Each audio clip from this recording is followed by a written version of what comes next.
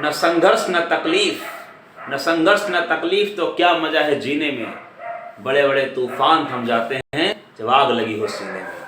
इन्हीं motivation line के साथ मैं शुरू करता हूँ आज की वीडियो। मैं आपका दोस्त विपिन यादव स्वागत करता हूँ आपके अपने platform English with Vipin sir में। जैसे आपको पता है मैंने टेंस स्टार्ट किया है और टेंस का पार्ट 1 मैंने प्रेजेंट इंडेफिनिट का पार्ट 1 मैंने अपलोड कर दिया है। काफ़ी लोगों ने देखा और आप लोगों के जो कमेंट थे वैल्यूएबल कमेंट्स, उसके लिए बहुत बहुत धन्यवाद। Thank you so much for giving your time और इतना सपोर्ट करने के लिए बहुत बहुत धन्यवाद। और आज हम स्टार्ट करेंगे इसका पार्ट 2 और आज हम पढ़ेंगे एडवांस वर्जन। इसके अंदर मैं वो जो प्रेजेंट इंडेफिनिट के वो जो चीज़ें रह जाती है ना, बारीकियां जिसको हम पता नहीं कर पाते, नहीं जान पाते, या कन्फ्यूजन में रह जाती है चीज़ें, आज हम उसको कवर करेंगे। और इनके अंदर मैं कुछ और बातें भी डिस्कस करूंगा। देखना मतलब इस वीडियो को, पहली वीडियो और ये वीडियो देखने के बाद प्रेजेंट इंडेफिनिट में या सिंपल प्रेजेंट में मुझे नहीं लगता ऐसा कोई डाउट रह जाएगा। फिर भी अगर कोई डाउट तुम्हारा हो या फिर आप लोगों को लगता है कि सर कुछ और नया मतलब पढ़ाओ, कोई भी मतलब टॉपिक स्टार्ट करना हो तो आप लोग जरूर बताना। लेकिन मैं चाहता हूँ पहले टेंस अच्छे से कवर हो जाए ताकि इंग्लिश का जो बेस है वो कवर हो जाए, फिर बाकी चीज़ें हम अच्छे से स्टार्ट करेंगे। तो ज़्यादा बात न करते स्टार्ट करते हैं आज का वीडियो। और ये रहा टॉपिक प्रेजेंट इंडेफिनिट टेंस या सिंपल प्रेजेंट। देखिए मैंने आपको बताया था इसके यूज कहाँ होते हैं। कोई भी हैबिट दिखाने के लिए, हैबिचुअल एक्शन, फर्स्ट पार्ट में मैंने बताया था। हैबिट दिखाने के लिए, रूटीन दिखाने के लिए, डेली रूटीन दिखाने के लिए, कोई हैबिट दिखाने के लिए, कोई रिपीटेड एक्शन जो काम बार बार होता है उसको दिखाने के लिए, जनरल ट्रुथ, जैसे कि अगर मैं कहता हूँ कि कोई डॉग है वो स्ट्रेंजर को देख के भौंकता है, एक जनरल ट्रुथ है, उसको ऐसा शो करने के लिए, उसको दिखाने के लिए, यूनिवर्सल ट्रुथ दिखाने के लिए, साइंटिफिक ट्रुथ दिखाने के लिए। साइंटिफिक ट्रुथ या साइंटिफिक फैक्ट लिख लो, ज्यादा बेटर है यहाँ पे, ठीक है ना। साइंटिफिक फैक्ट दिखाने के लिए, जैसे कि मान लो इन दोनों में डिफरेंस मैंने बताया था। यूनिवर्सल मतलब जो वाइडली एक्सेप्टेड, लोगों ने बिना डाउट के ही मान रखा है, उसे क्या बोलेंगे? उसे बोलेंगे यूनिवर्सल ट्रुथ। और साइंटिफिक फैक्ट का मतलब है साइंस ने प्रूफ किया है लेकिन 100% ट्रू वो चीजें नहीं होती। इन बातों को तो मैंने पहले ही फर्स्ट वीडियो में कवर कर दिया था, इतना मैंने बताया था फर्स्ट वीडियो में। अब कुछ और जो बातें हैं जो इस वीडियो में कवर करने वाला हूं वो ये है, देखिए अच्छा एक चीज और सुनो। ये जो एडवर्ब है ना, often, usually, seldom, never, daily, always, generally, frequently, sometimes, occasionally, ऐसे कई सारे एडवर्ब हैं। इन एडवर्ब को बोलते हैं एडवर्ब ऑफ फ्रीक्वेंसी। फ्रीक्वेंसी का मतलब है कोई चीज जो बार बार रिपीट होती है। और आपको पता है बार बार रिपीट होने का एक्शन कौन दिखाता है? ये तो दिखाता है, ये प्रेजेंट इंडेफिनिट शो करता है क्या? रूटीन दिखाता है, रिपीटेड एक्शन दिखाता है, हैबिचुअल एक्शन दिखाता है। तो इन सारे एडवर्ब के, ये एडवर्ब का यूज जो है ना हम सिंपल प्रेजेंट में करते हैं। इनसे भी हम चीजों को और अच्छे से कवर कर सकते हैं। मतलब आप मान लो इनका भी यूज करा जाता है प्रेजेंट इंडेफिनिट टेंस बनाने के लिए। ओके, तो ये एडवर्ब कुछ मैंने लिख दिए हैं। आप लोगों को जब मैं एडवर्ब पढ़ाऊंगा तो इनको डिटेल में पढ़ाऊंगा। फिलहाल मैंने कुछ लिख दिए हैं ताकि अगर आप लोग थोड़ा सा देख सकें। दूसरी बात, ये जो लास्ट के 4 पॉइंट है ना, न्यूज़पेपर हेडिंग्स, हेडलाइंस, न्यूज़पेपर की हेडलाइंस, क्रिकेट की commentary, historical events, future arrangement या फ्यूचर कोई प्लान्ड एक्शन, इनको भी हम सिंपल प्रेजेंट से दिखाते हैं, प्रेजेंट इंडेफिनिट से दिखाते हैं। लेकिन इनको मैं बाद में देखेंगे, पहले इन चारों के एग्जांपल देखो फटाफट। जैसे कि अगर मैं कहता हूँ आई गो टू स्कूल डेली, मैं रोज स्कूल जाता हूँ, मैं रोज स्कूल जाता हूँ, तो यहाँ पे क्या है? ये एक क्या दिखा रहा है? रूटीन का हिस्सा दिखा रहा है। तो क्या है? सिंपल प्रेजेंट है या प्रेजेंट इंडेफिनिट है। I watch TV every day, every evening, मैं हर दिन टीवी देखता हूँ, मेरे हैबिट का हिस्सा है। The dog barks at stranger, जो डॉग है स्ट्रेंजर पे भौंकता है। ये क्या है? एक जनरल क्या है? एक जनरल ट्रुथ है। Water boils at 100 degree Celsius, ये क्या है? एक साइंटिफिक फैक्ट है। ही ऑलवेज कम्स लेट, ये उसकी हैबिट का हिस्सा है। तो आप देख रहे हो ये 5 एग्जाम्पल मैंने लिखे हैं। इन 5 एग्जाम्पल से आप क्या देख पा रहे हो? ये जो फर्स्ट पार्ट में मैंने आपको बताया है, इन फर्स्ट पार्ट में सारी बातें कवर कर दी थी। अब देखो न्यूज़पेपर की हेडलाइंस, क्रिकेट की commentary, historical event, future arrangement, मतलब कोई ऐसा प्लान्ड एक्शन है, फ्यूचर में कोई प्लान्ड एक्शन है जो होने वाला है रिसेंटली, उसको हम सिंपल प्रेजेंट से या प्रेजेंट इंडेफिनिट से दिखाते हैं। पहले समझो, एग्जांपल देखो, फिर समझाता हूँ ऐसा कहते क्यों है। क्योंकि देखो अगर हमको थोड़ा रीजन पता होता ना तो हमें पढ़ने में मजा आता है। रीजन नहीं पता होता फिर ऐसा लगता है यार पता नहीं क्या ही हवाई बात चल रही है। तो थोड़ा सा रीजन जितना हो सके उतना रीजन देने की कोशिश करूंगा चीजों में।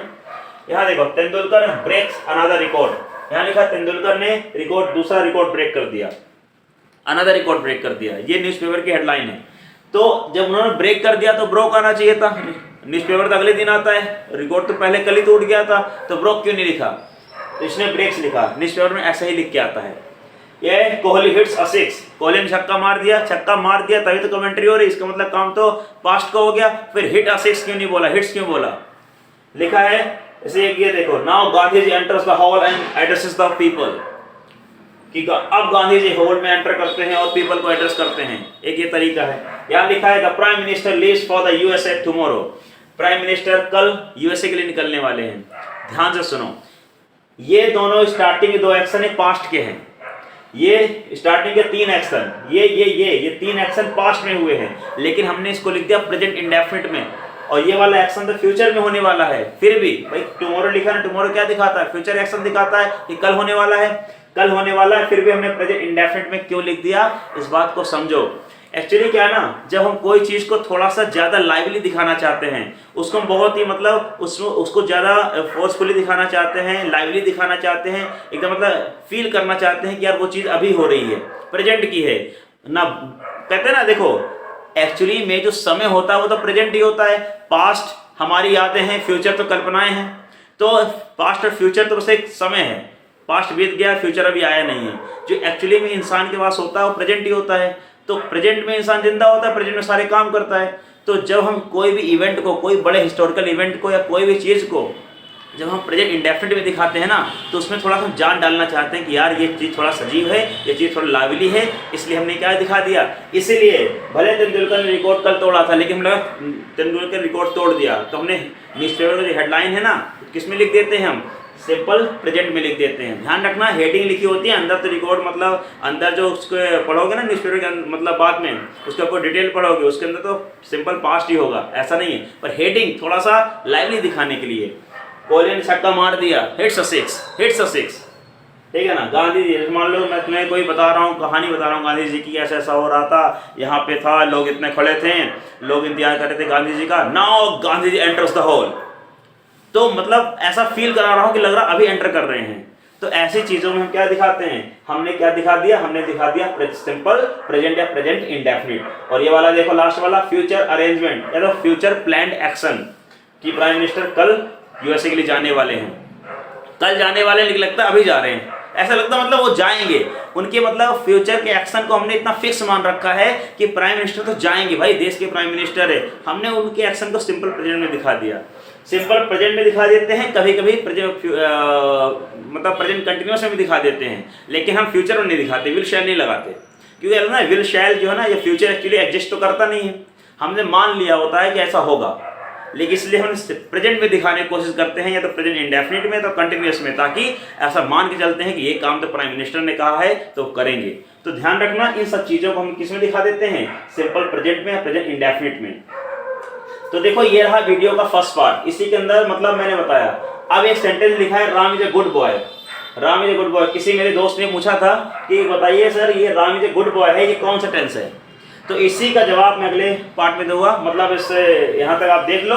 अब मैं इसका जवाब देने वाला हूँ, ठीक है ना। आप थोड़ा मैं हट जाता हूँ, आप इसे देख लें।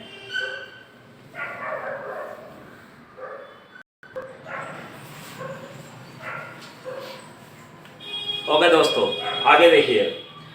अब इस सेंटेंस में मैंने ये बातें जो लिखी ना, ये काफ़ी बेहतरीन बातें हैं। इन बातों में कंफ्यूजन बिल्कुल नहीं रखना। थंबनेल भी जो वीडियो का यही है, इसे अच्छे से क्लियर करके जाना। देखिए, एक वर्ब होती है, इसे बोलते हैं बी। बी जो है ना, बी होती है बेस फॉर्म। एक्चुअली हर वर्ब की बेस फॉर्म, ज़्यादातर ऐसी वर्ब होती है ना, बहुत ध्यान सुनना जो कहने वाला हूँ। ज़्यादातर जो वर्ब होती हैं उनकी फर्स्ट फॉर्म और बेस फॉर्म सेम होती हैं। जैसे अगर मैं कहूँ गो, गो एक बेस फॉर्म भी गो है और उसकी फर्स्ट फॉर्म भी गो है, तभी तो हम बोलते हैं गो, वेंट, गॉन। हमको लगता है कि फर्स्ट फॉर्म से वर्ब शुरू होती है, नहीं, वर्ब शुरू होती है बेस फॉर्म से, फिर उसकी फर्स्ट फॉर्म होती है, सेकंड फॉर्म होती है, थर्ड फॉर्म होती है। तो ज़्यादातर वर्ब की ना फर्स्ट फॉर्म और मतलब बेस फॉर्म सेम होती हैं, 99.99% की। एक आध ऐसी हैं जिनका बेस फॉर्म अलग होती है और फर्स्ट फॉर्म अलग होती हैं, वही कमाल करती हैं। जैसे यहाँ देखो, एक ये है बी है बेस फॉर्म, और इसकी अगर फर्स्ट फॉर्म देखोगे ना, इसकी फर्स्ट फॉर्म है इज एम आर, और इसकी सेकंड फॉर्म है वाज वर, उसकी थर्ड फॉर्म है बीन। ये सारा चक्कर स्टार्ट होता है। कैसे?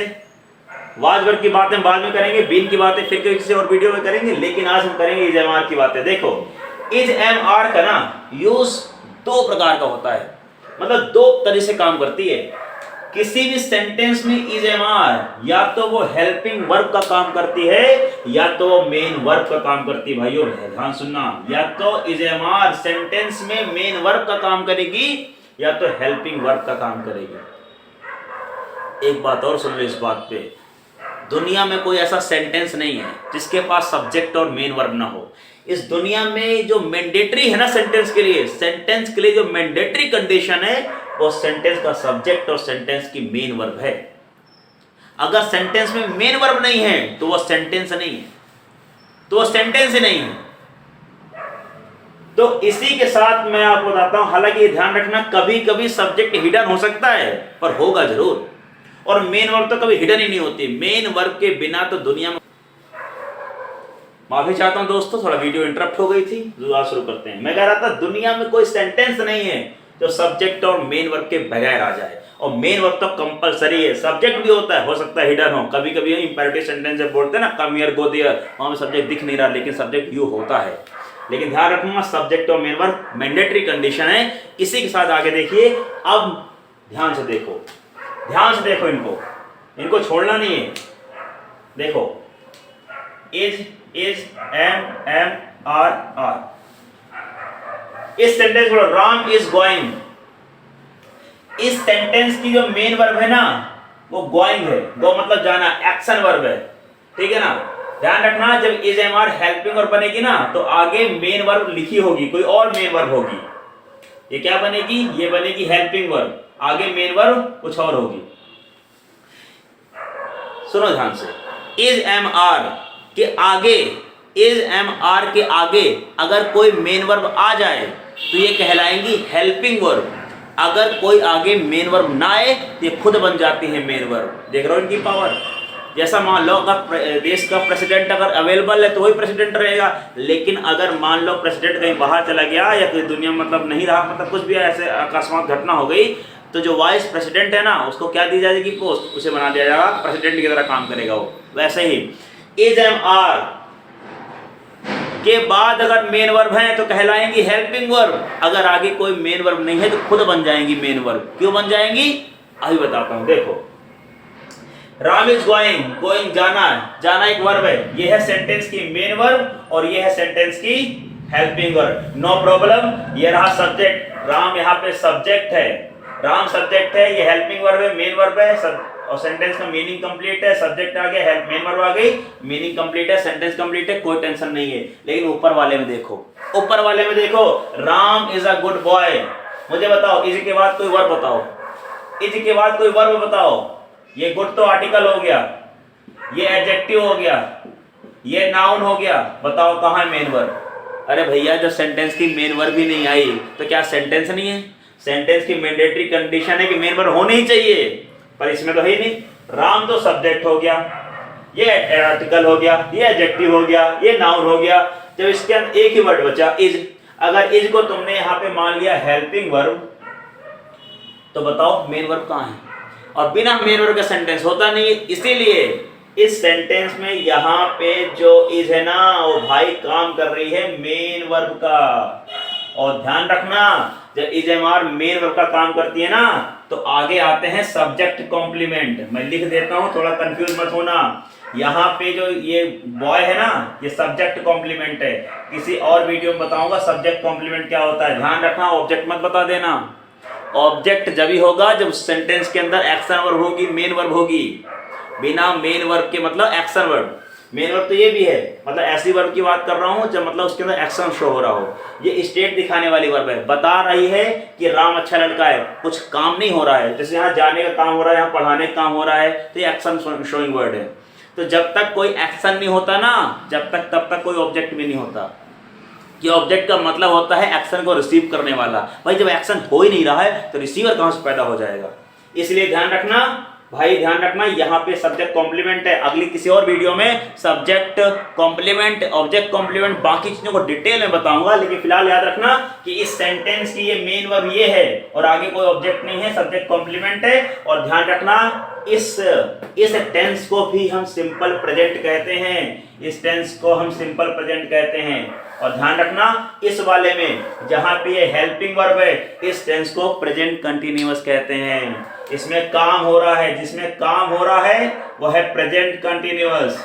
और ध्यान रखना इस वाले में तो कोई काम ही नहीं हो रहा है, इसको बोलेंगे सिंपल प्रेजेंट। क्या बोलेंगे बोलो? Simple present.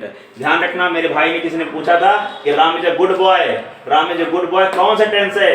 भाई आगे कोई एक्शन वर्ड नहीं है, कोई एक्शन शोइंग वर्ब नहीं है, कोई मेन वर्ब नहीं आई इसके आगे। इसका मतलब ये वाला जो टेंस है ना, ये वाला टेंस सिंपल प्रेजेंट टेंस है। आगे आप फटाफट तुम लोग कर लोगे।